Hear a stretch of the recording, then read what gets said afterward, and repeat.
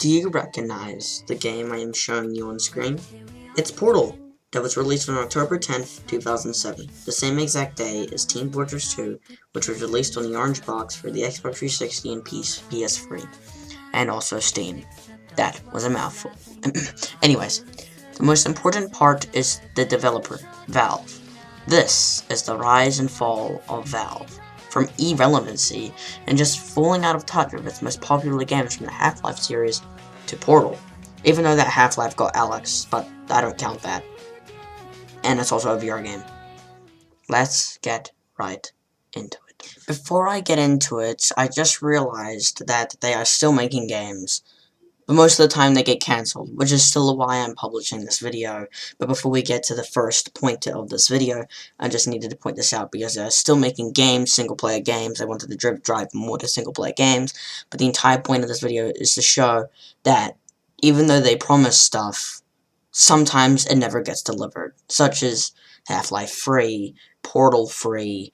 I think they never promised that, but Portal free, Left 4 Dead free, Team Fortress free, and it's just all these promises on Team Fortress 2 updates and stuff just never get released even though they promise. So that's why I'm still uploading this video, even though I've just realized that they're still making games in the background. It's just, they normally just cancel them. So, enjoy the video. Just need to point this out. Done. Valve was founded by former Microsoft employee Gabe Newell and co-founded by Mike Harrington in 1996 on the 24th of August. Gabe had spent around 13 years of developing at Microsoft, including the port of Doom 64 for Windows 95. With both Harrington's and Gabe's wealth, they founded Valve. 2 years later, they would develop Half-Life. Half-Life was followed by the protagonist, Gordon Freeman, as he explores a science facility, finding horror along the way. The development of Half-Life was used by the engine used for Quake by ID Software. Valve modified this engine into the Gold SRC engine. Once they finished the game, they could not find a publisher, so ended up with Sierra Online.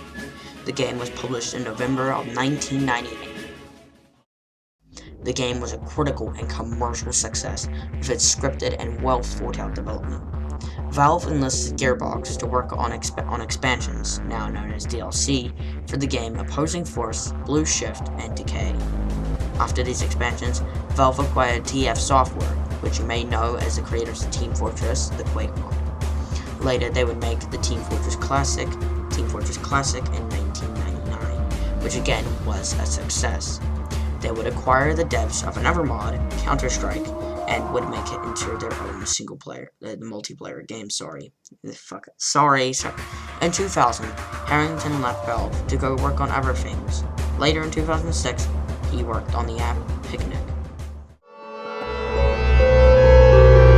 Valve began working on the sequel to the critically acclaimed game Half-Life.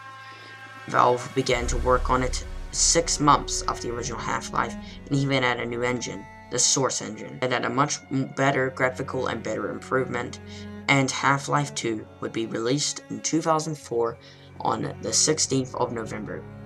By 2011, it had sold roughly 12 million copies.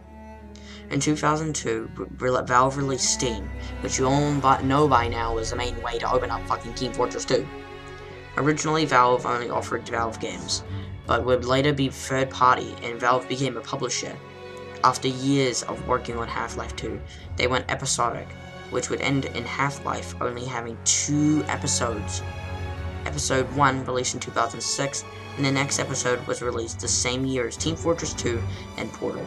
Team Fortress 2 was a multiplayer and had unique styles and was fantastic, and still gets played today. Portal was a fantastic game with unique single-player elements, and Valve even made Portal 2. Later, Valve acquired Turtle Rock Studios and renamed it to Valve Self, and made the Left 4 Dead series. Mission failed! We'll get them next time! After this point, Valve switched completely. They promised Half-Life free, and it never came, until it got revealed it had been cancelled, leaving Half-Life fans literally dead.